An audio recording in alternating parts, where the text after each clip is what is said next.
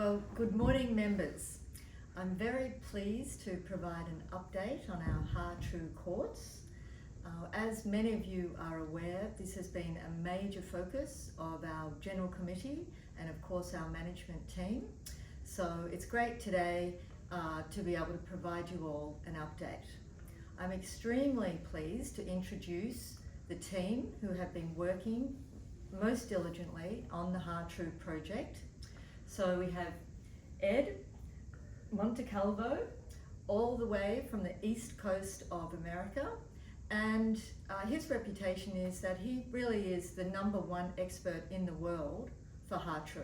So we're really, really lucky to have him over here assisting with this project.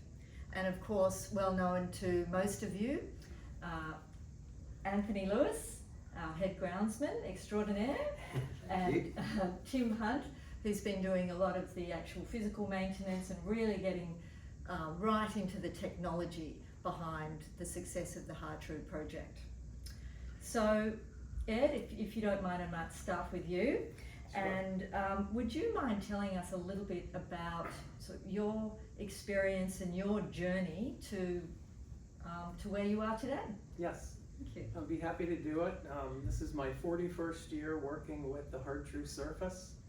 I started at a private club called Marion Cricket Club outside of Philadelphia in 1980, and I was the grounds manager there for 17 years, where we managed 24 natural grass courts, 13 Har-Tru courts, soccer, field hockey, cricket, and that's where I really got started with Har-Tru.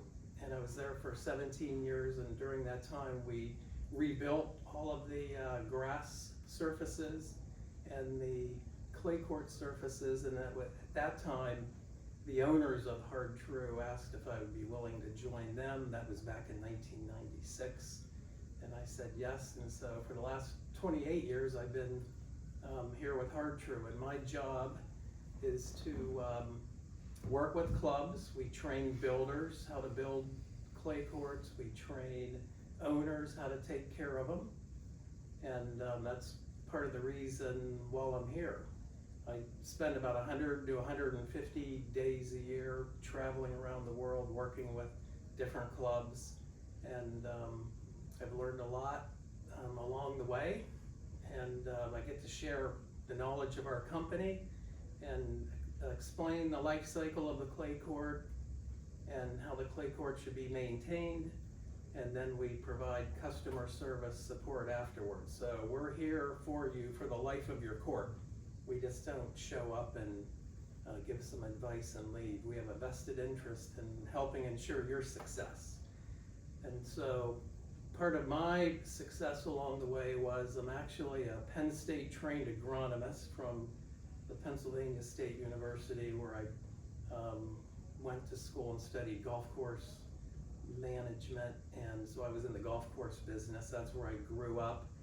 And then so I have a background in turf, and then my business background is from the University of Pennsylvania, the Wharton School in Philadelphia.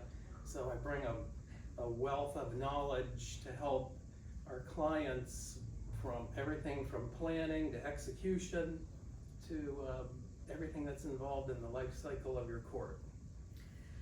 Thank you, Ed. Yes. That is a fantastic background and obviously incredibly impressive. We're very lucky to have you. Would you mind going over some of the activities that you've been involved in while you've been over here in Melbourne at Royal South Yarra, and what Yes. we can expect out of that process? Yes. So part of the life cycle of the clay court involves some maintenance after construction. And we know that the more a clay court gets played on, the more compacted the surface can become.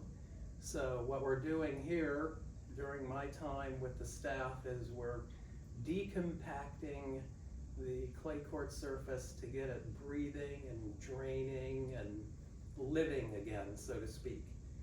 We do know that if a surface becomes overly compacted, then there are some characteristics that some of the tennis players may not like. It's not as soft, there's not as much sliding material on the court, it doesn't drain as fast after a rain, and it won't water correctly from underneath. And so we're here to make sure that the court works as it was designed to work. And so the first thing we did was we injected holes into the court with a dry eject machine. We've done this on over 100 courts over the last 20 years around the US. And what it does, it allows you to penetrate through the compacted profile and modify the profile, and it allows the court to breathe and drain. Water can flow down after a rain and back up. And it also allows us to do this to a court and have it playable right in short order afterwards without digging up the entire court. So that's what we're doing, decompacting, scarifying, adding some coarse blend material to it, and we're actually velvetizing the surface, getting it back to where it was when it was new. Fantastic, thank you. So in terms of what we can expect from all of that process in terms of the surface, could you talk a little bit about that? Sure. Excuse me. Sure, and this is something that we do quite frequently around the US, especially in the Sun Belt where there's a lot of play and a lot of high temperature and a lot of surface compaction. That's all part of the life cycle of the court. So what we're doing here is nothing out of the ordinary, and we're going to loosen up the surface and create the sliding material, and then moving forward, we're going to suggest, and the club already has the tools to do it, but we have to keep the surface raked and scarified on a daily basis to keep the sliding material and the playing surface the way you like it, and to act as a preventive measure so that we don't build up the compaction layer in the future. Right, fantastic. And what about, I know that we're going to upgrade our sensors and some of the technology behind the Har-Tru surface and quartz. Could you talk a little bit about that process and how we can best utilize the technology that we're equipped with? Right. Yeah. So we believe in continuous improvement. So we're always upgrading our systems with the latest, greatest from research and technology, so that your staff has the ability to control the water level from the app on their cell phone. And we use a sensor to determine how much moisture there is down in the court in 6 different cells. And then the sensor actually tells us what the moisture level is, and then if we decide we want more moisture or less moisture, we could increase or decrease the water level appropriately for the time of the year, because it all works on evaporation. As water evaporates from the surface during the day, the water level in the reservoir starts to drop, and as the water level in the reservoir drops, the sensor senses that and tells the valve to open up and put more water into the court. So it's that simple, basically. Water seeks its own level, so you keep a certain amount of moisture down in the profile, and then as water leaves the surface through evaporation, more water is pulled up to the surface via capillary action. And so that's what we're controlling. Fantastic, thank you so much. Sure. Now, Tim and Anthony, you have been the beneficiaries of this expertise over the last 10 days. And in chatting with you, I have heard that there's been a few light bulb moments, but I'm wondering if you could just share a little bit about some of the things that perhaps you've learned that have been the most important learnings over the last couple of days and weeks. So either of you can Absolutely. go first. I guess I'll start, mate. Yeah, the whole process has been just really important to undertake in terms of knowledge for Tim and I. Obviously we were sort of thinking we were doing the right things in terms of daily maintenance.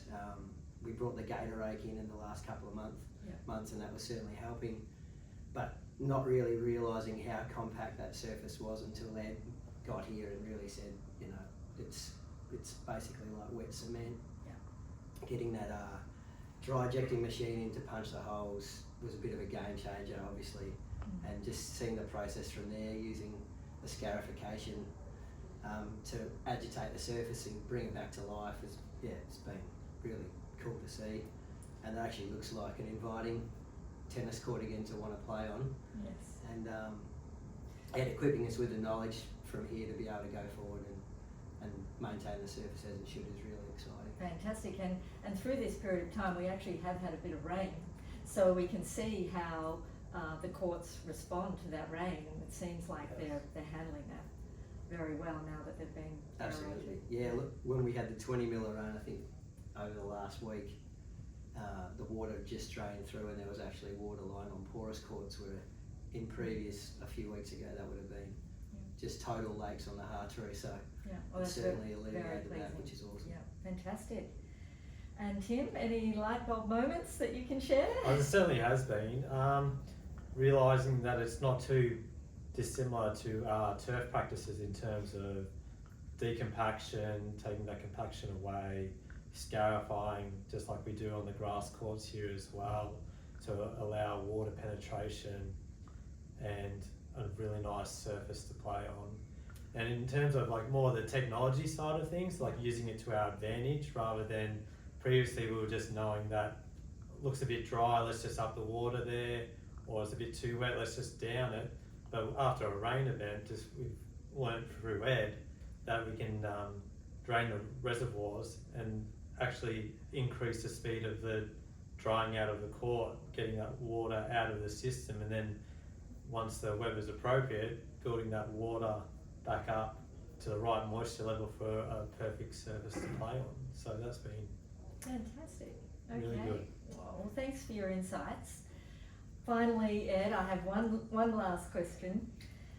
You, as you already mentioned, you have travelled around the world and visited many of the top clubs globally, installing Har-Tru courts or providing consulting services, including Wimbledon, I might say.